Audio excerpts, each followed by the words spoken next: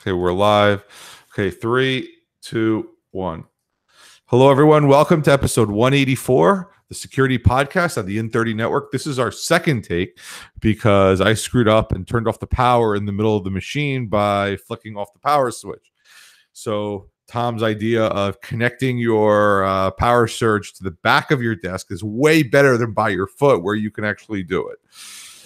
I have only learned that lesson after countless occasions where I would be like super intense into a game of Dota or Counter-Strike, getting into it, like get into like the face of my monitor just really close, and then I'd kick the power strip and one of the components of my computer would turn off, either the monitor and I was left getting killed by somebody, or the whole computer and I was just out of the game.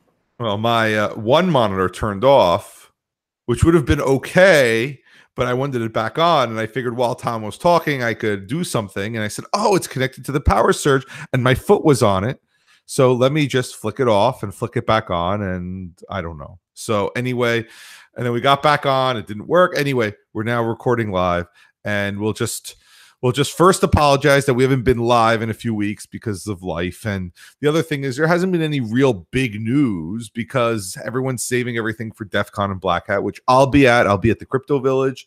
You're free to say hi. I will not buy you a tasty beverage, but I will go with you and have one if that's what you want.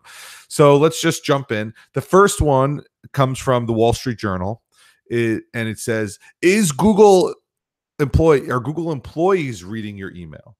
And big question marks. And then you had to click the link and go in and go behind the paywall.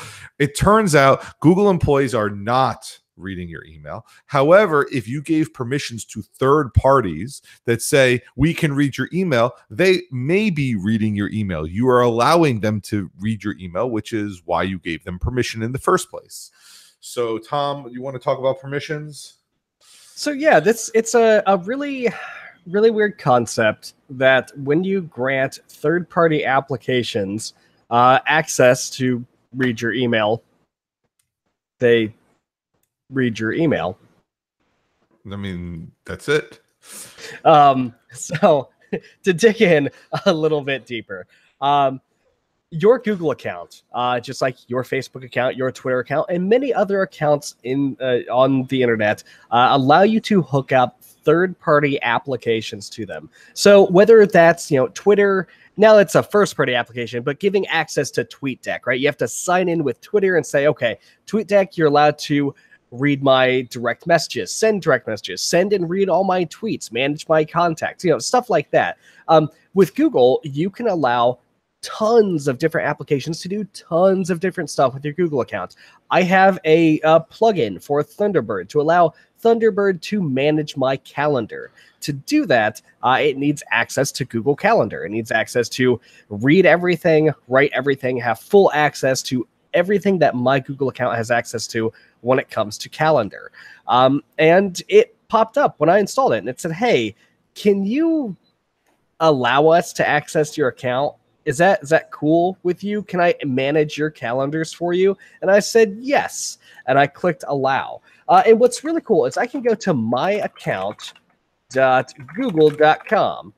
I'm going to scroll down here, apps with account access. I'm going to click this guy, and here we go. Look at that. I've got plugins that I can look at.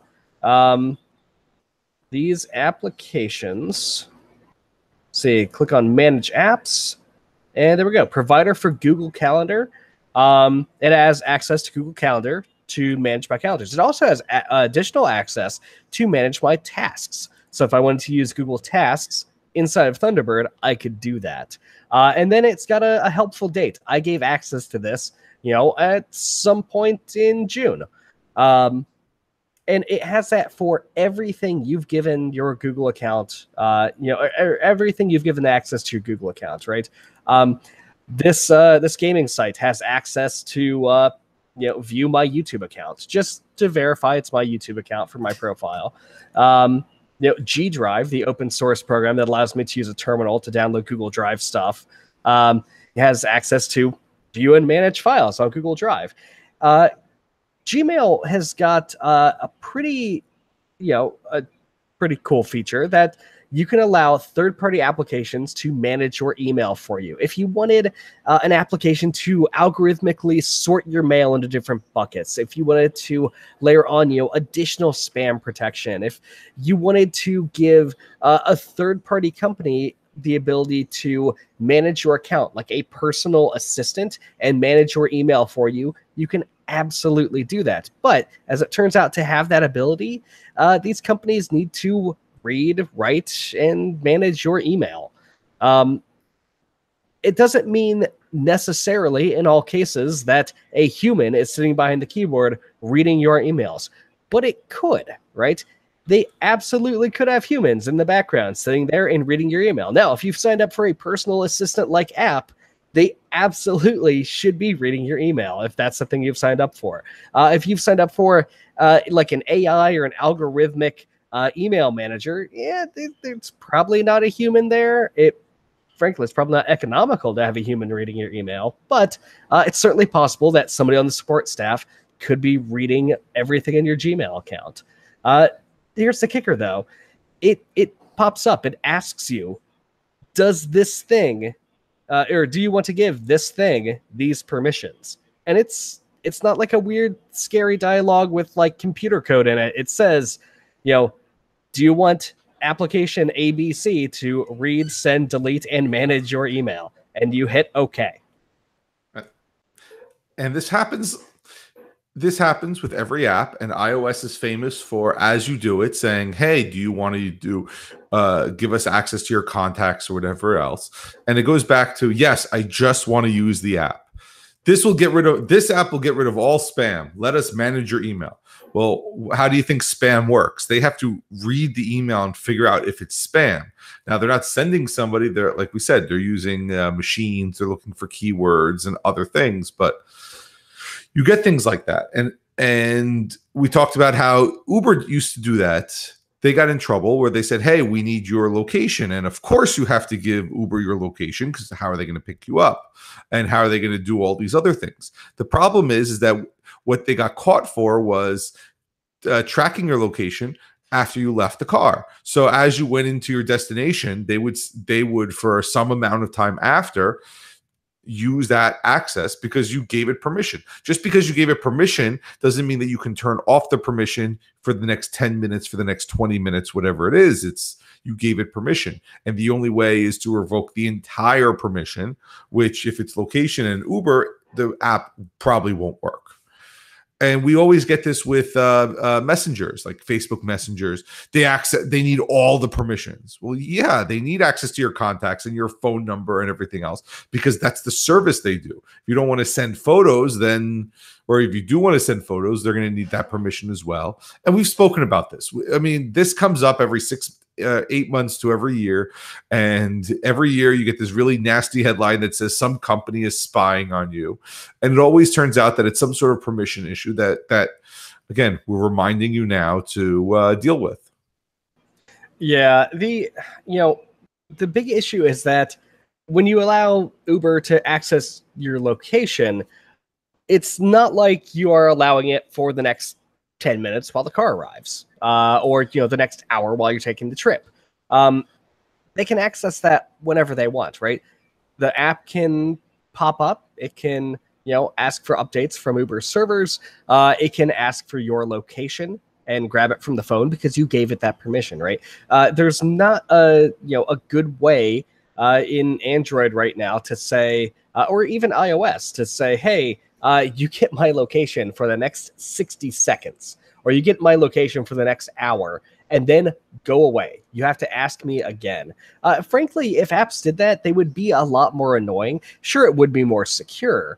You would know when Uber is tracking you as you get out of the car, but it would make the experience less seamless.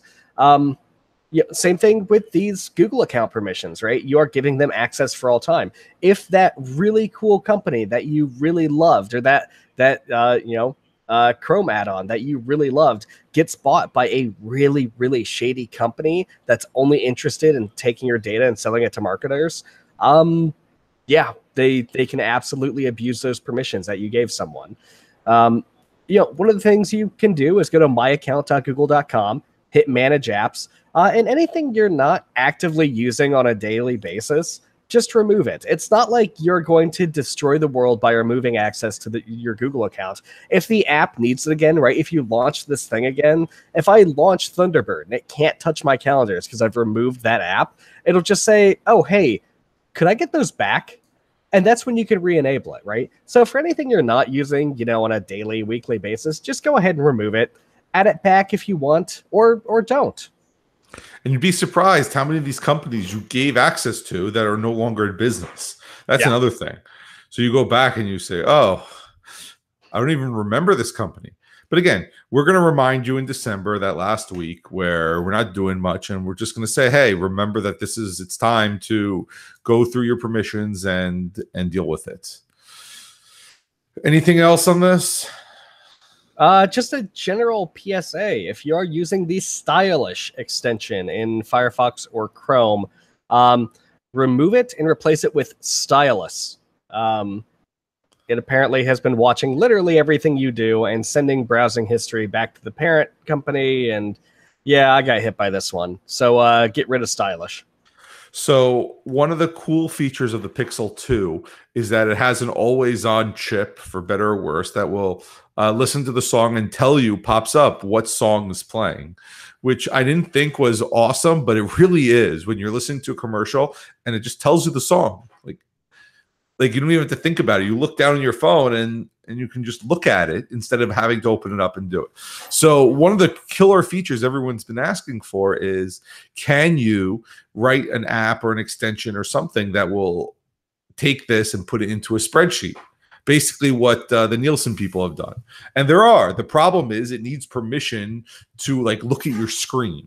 And when we talk about that, I don't necessarily want this app to always be looking at my screen, which is what it's doing, because it basically is looking at that part of the screen to find out what the song is and then putting it to a Google Doc or whatever it is. So if anybody wants to make an app that can get the song without looking at the screen and take much less permissions, that would make, and charge a nominal amount of money, you would probably make a lot of money for that. That would be interesting. Because I mean, there's all these songs that I listen to. I don't remember the name. I don't remember to go back. I don't care enough to say, hey, what am I listening to? And you have this feature. Might as well. I'm hoping Google finds a way in the new in Android P to do this. That's my goal. The next thing is WPA 3, which is our main story. So if you don't know or don't care, the next wireless standard to secure Wi-Fi traffic, WPA 3, is coming soon, and we wanted to go over the standards and what it is and what it's not. So you want to take it away? Give your disclaimer. Yeah. So WPA 2, what we're using today, it's not perfect. It's got a lot of short sides, a lot of things that could be better about it, right? It's the best we've got so far. It's really good. It's got some nice ideas, but it absolutely could be better. You can crack WPA. It's not trivial to do, but you can totally do it. If your router has Wi-Fi protected setup turned on, it's super trivial, matter of hours to hack in and gain access to your Wi-Fi. So turn that off if you have the ability. And if you don't have the ability, consider buying a new router. So WPA 3, some of the key features are that we can now protect people on public Wi-Fi networks. So when somebody connects to a public Wi-Fi network without a password, it actually does a per connection encryption stream, so people can't spy on each other using public Wi-Fi. And that's really cool. That's a great feature. Additional protection against brute force attacks, easier connection process for things without displays like IoT devices. Higher applications or higher security for government and defense. I don't know why you wouldn't just default to higher security for everyone. But okay. This isn't going to come out tomorrow. And I don't want to get all negative on this idea, before we've even seen the implementation or this in practice, before we've had time to bash on it a little bit and get the security community around it. But the Wi-Fi Alliance, the people who come up with these standards, have not been known to put out security products, specs, or algorithms of sufficient quality, right? WEP was an absolute nightmare. Wi-Fi protected setup was sure the devil was in the implementation details, but it's their fault. They wrote the spec and they didn't make sure to, you know, to write it in a proper way that people would follow to the letter. WPA 3, is it going to be better? It looks like it, but honestly, I'm not holding my breath. And this might come with its own host of horrors. Basically, WPA says pay us money. The Wi-Fi Alliance says pay us money, and we'll give you the spec, and you can look at it, do whatever you want, but you got to pay a not small amount of money. This isn't like $100. This is probably $5,000, $10,000 a year to be part of this. So a lot of people small companies who would want to see the security of it are not going to pay because it's not their main service. And so it's left to the big guys who may or may not do it, right? There's no call for papers. There's no call for actions. We're making the standard in secret and we're going to release it and we think it's going to be good. The problem is if it's not good, nobody's going to update their router. I mean, we told you a few weeks ago just to unplug it and plug it back in. The problem is still there. You're still going to get infected. You're still going to have to unplug and plug it back in. The best way to do it is to reinstall the firmware, which is not a simple thing to do. The idea of having to actually go to all your devices and hit update on all your devices is daunting because most people have never touched their router once they got on. The technician wrote them the password and they write it down and they lose it. And we talk about this. So if there is a problem, it's going to stay there and we're going to have a whole series of botnets on whatever it is, or it's going to be insecure. And unfortunately, this is their way of doing it. So hopefully if you're looking in the market for a new router, you're buying, or any sort of internet connected device, you are buying that device that's always updatable. Yeah. I don't know. And we're not sure if existing devices are going to get updates to allow them to do WPA 3. The general, rumor mill is saying that the encryption they're going to use is going to be harder on low-powered devices. You're going to need some oomph to pull it off, which is, that's generally a good sign. But, without all of the gory details around this, I can't say for certain. The only thing I do know is I do not have my hopes up for this. Sure, it might be better, but I dream of a day when we develop, these standards, when we develop Wi-Fi standards in particular, in the open, right? Where the community, the tech community at large, and the InfoSec community can rally around a request for comments process, an actual RFC, just like when the founders of the internet were building core protocols that power the web today, that power the whole internet today. They put out a paper saying, "Hey, we proposed this thing. Can you comment on it? Can you let me know where this falls apart? Can you let me know, if you have any better ideas?" And it was a collaborative, public, open process to be able to build these things and get systems that not only spoke each other's language, but for the time were the absolute best of breed that we could come up with. It was really a very romantic and open process.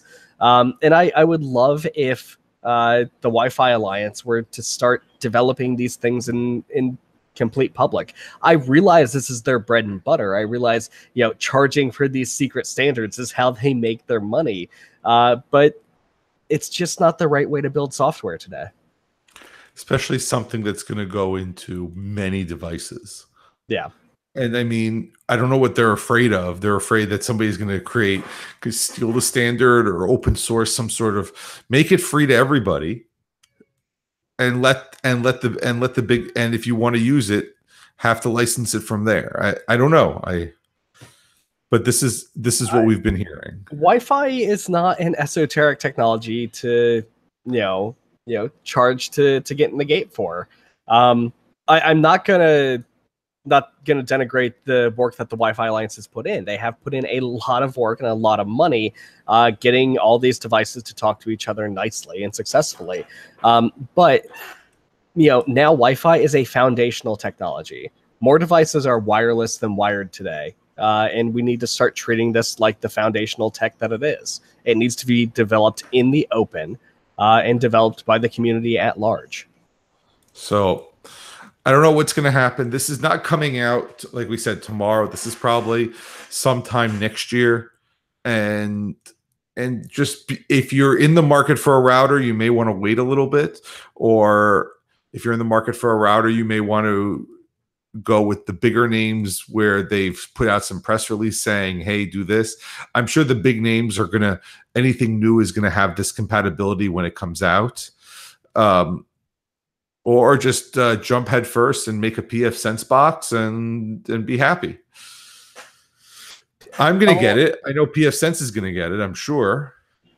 Yeah, well, it's not really up to your core router, right? Unless you've added in the wireless modules to PF Sense, which they do support. This would be up to your access points. So, again, it's if you need a router, go buy one. If you're waiting on something like it's going to be a purchase for next year, you may want to wait till you hear more about it and just start researching it a little more. So I don't want to go too much more into this because it came out and now we're just waiting. Yeah. So, we won't have any real hard knowledge until people bash on it a bit. And I'm sure just like WPA 2, we'll see some really cool hacks come out of this. So our final story is just a reminder that commercial VPN is just awful. Like, just there's no redeeming anything that we can say about it. It's broken. I can. You can? I can say redeeming things about it. Commercial VPN? Yeah. Oh, yeah. So go so ahead. I can say nothing redeeming about free VPN services. Do not sign up for a free VPN service unless you really love sending all of your data to somebody who's going to do nefarious things with it. Please don't use a free VPN. Even if you're a kid, like scrounge up the Bitcoin or the quarters, under your bed or something, and go get some VPN. Well, so to stop you there, my place of employment and coincidentally, the Liberty Science Center has blocked all VPN traffic. So whatever it is, and whoever is doing it is very, very good at it. However, the free VPNs are just not blocked. For whatever stupid reason, the free ones are not blocked. It's probably because they're not even VPNs. They're probably just proxies.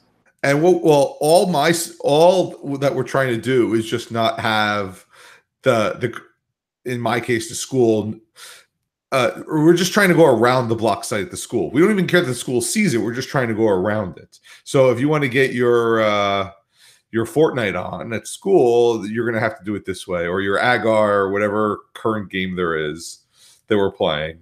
You have to go around it. So most of the students don't care, and they just, again, going back to permissions, tell the VPN, yeah, do whatever you need to do. I just want to do this, and we go there. But commercial VPNs, if you want to pay for it, go pay for it. But just be aware that if you want true security, we're finding more and more stories that say, yeah, it's not the best idea. So there are a ton of providers out there, and I actually just got an email question about which one do I pick. So I direct them to privacytools.io, which has got a big list of VPNs. And they also say, hey, look, don't trust a no logging policy because they might be logging. And the stories we've seen recently are around a bunch of these companies where they say, yeah, we know we said no logging, but we got sued, so we were logging, and now we have to legally turn over everything we had. Sorry. Which, is really awful for your user base and should absolutely drive people away. So yeah, you're right. Don't trust no logging policy. Don't do anything stupid or illegal on a commercial VPN that's tied to your name and credit card number, or even a Bitcoin address. But the thing a commercial VPN will give you over building your own is, pseudo anonymity, not true anonymity. You can absolutely analyze traffic patterns coming from a device to get a rough idea of who it is.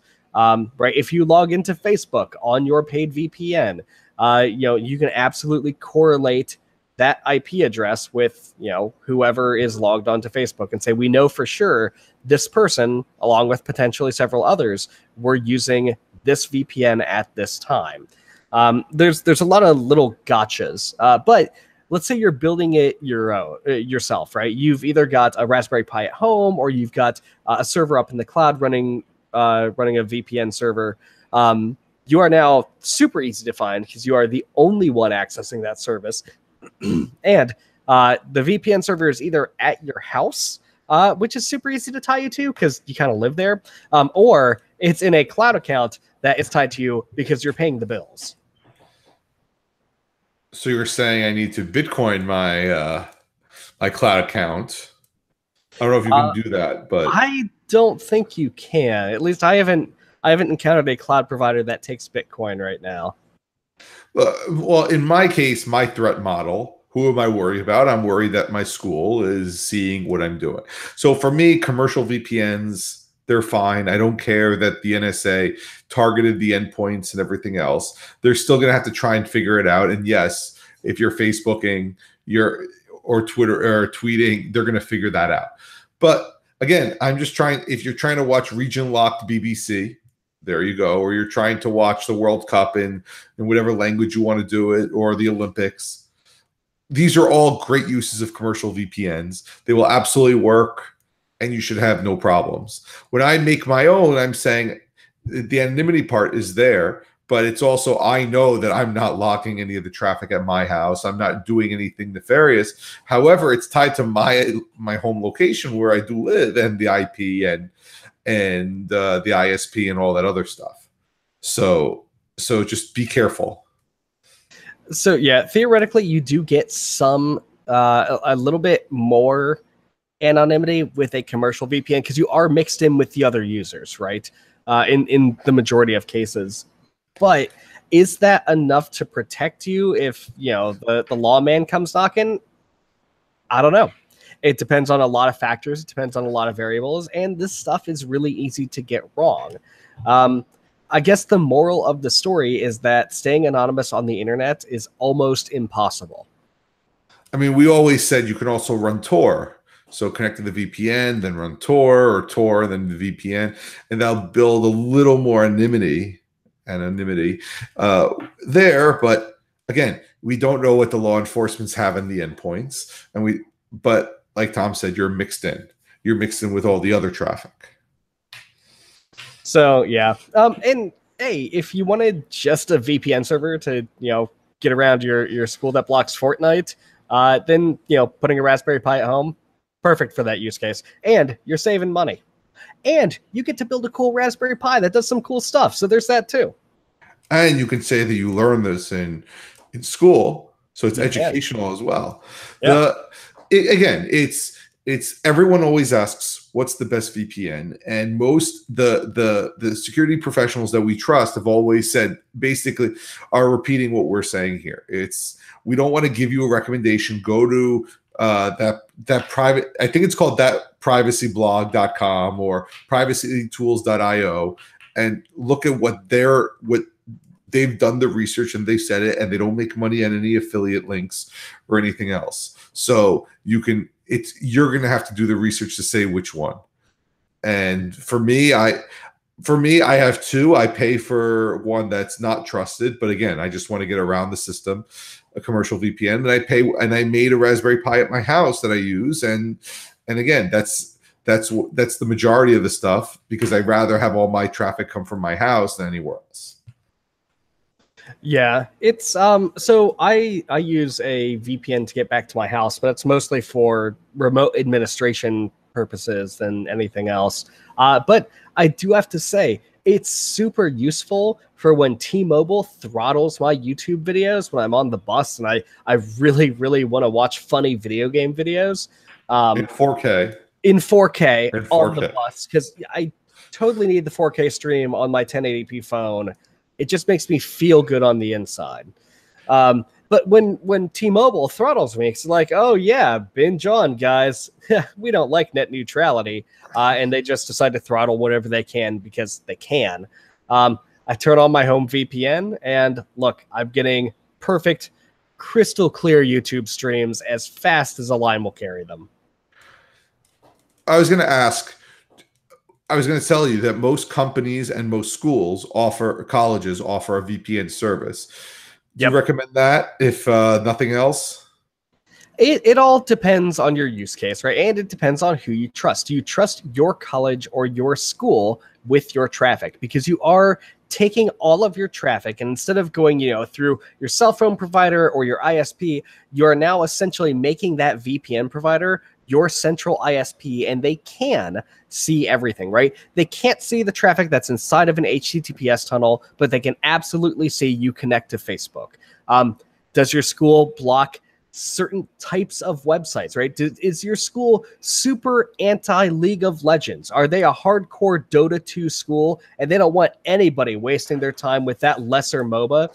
Then maybe if you're a League player, you don't want to use your school's VPN. Maybe you want to use something else. So, because I've also heard that, just use if your school offers it. And then again, the caveat, what you just said is now you're trusting them.